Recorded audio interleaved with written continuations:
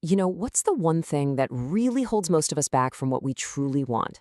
It's not our job, it's not our family, it's that voice inside our own heads. So today, we're going to break down the champion's mindset, piece by piece, and figure out how to finally silence that voice. I mean, we've all done this, right? You put on that cool, casual front, acting like you're totally happy right where you are. But deep down, there's this little whisper, this dream of something more that we're honestly just too scared to even admit to ourselves.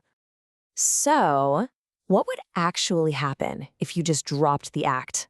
What if, for real, right now, you decided to give a genuine, all-in yes to your own life and those dreams you've been stuffing in a closet? The second you make that decision, though, you come face to face with your first big challenge. You've got the dream, and you've got the assassin that's constantly stalking it. Yeah, I'm talking about that inner voice, the one that's always there to tell you you can't. And you know what the dream killer's favorite weapon is? It's kind of crazy, but it's just one tiny little word. Think about it. We get these amazing ideas, these huge ambitions, and then we say, I'd love to do that, but... And right there, in that one single moment, all the energy, all the momentum, it just died. So let's forget the dictionary definition for a second. In our lives, the word but is a dream killer, plain and simple. It's the permission slip we write ourselves to stay put. It's a wall that we build brick by brick, entirely out of our own fears. And what are the bricks in that wall? Oh, you know them. They're those same old excuses. I already tried that. What if I fail? But maybe the most dangerous one of all is this little lie, there's always tomorrow. Because the one thing we're never, ever guaranteed is tomorrow. So here's the bottom line. It's a choice. You can let that word and all those excuses keep you safe and sound over there in the corner. Or you can decide, right now, to finally step into the ring. But listen, stepping into the ring, that's just the beginning. Now you have to be willing to pay the price of the fight. And that means you've got to start seeing the struggle not as something to avoid, but as a critical part of the entire process. The first price you often pay is loneliness. When you're chasing something that is uniquely yours, man, you're not going to see a lot of people on that road with you. It's an uphill climb, and most of the time, the only one walking right beside you is your own shadow.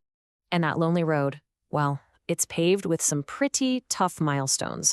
You're going to face disappointment, pain, failure, doubt, criticism, all of it. But these aren't signs that you should turn back. They're just the toll you have to pay to keep moving forward. It's the cost of admission.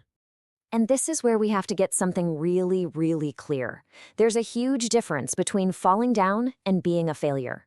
See, falling down is just an event. It's temporary. It's a lesson. But being a failure, that's an identity. That's a choice you make to stay down on the mat. Never confuse a temporary result with who you are. Look, winning isn't about avoiding the hits. Life is going to knock you down, guaranteed. Real victory is defined by your answer to one simple question. Can you take the shot, get back on your feet, and just keep moving forward? That's it. That's how winning is done. Which, of course, leads us to the biggest question of all. Okay, we get it. The fight is hard. It's lonely. We're going to get hit. So, how do you actually win? All right, this is where we start forging the tools. It's all about building that champion's mindset, the internal hardware that lets you not just survive the fight, but actually win it. It all starts right here. What is your why? What is the deep down gut level reason you're even in this fight? And listen, that reason, it has to be bigger than just you. It's got to be for someone you love, for a cause you believe in, for a legacy. Because when you're exhausted and you want to quit, your own ambition just isn't going to be enough. But if you're grinding so someone else can eat, you will always find another gear. Next, you have to embrace this simple little loop. It's called failing forward. It goes like this. You try, you fail, you get back up, you learn something, and then you do it all over again. The only real difference between the winner and the loser isn't the failure. Trust me, they both fail. The difference is the winner just decides to get back up one more time than they fall down. So what do you do with all the pain from all that failure? You recycle it. Think about it. You're already in pain. You're already hurt. So you might as well get a reward from it. Don't let your suffering be for nothing. Use that pain. Let it push you. Let it become the fuel that drives you straight to greatness. And all of this is what forges the heart of a champion.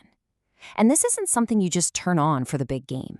It's a light switch that is always on. It's that relentless commitment to doing things the right way, even when it's 5 a.m. and nobody's watching. It's doing it right every single time, for no other reason than your name is attached to it. And that brings us to the final part of this whole journey, where we answer that ultimate question. Why go through all this? Why the struggle? Well, the answer lies in your unwritten legacy. See, the hard truth about life is it ends. We're all gonna die. That's a fact. But the things we build, the impact we have on other people, our legacy, that stuff can live on. It can literally be non-perishable. It can last forever. So the work really does start right now. The person you are today, that's what's forging the memory people are gonna have of you tomorrow. You have to start living today as the person you want to be remembered as. We only get one shot at this thing, one single life. But here's the secret. If you really work it right, if you push and you strive and you build something that matters, then once is more than enough. And so we end right back where we started, with a question for you. It doesn't matter what happened yesterday. The only thing that matters is what you do now. The final chapter of your life story is completely blank. The pen is in your hand. So what are you going to do about it?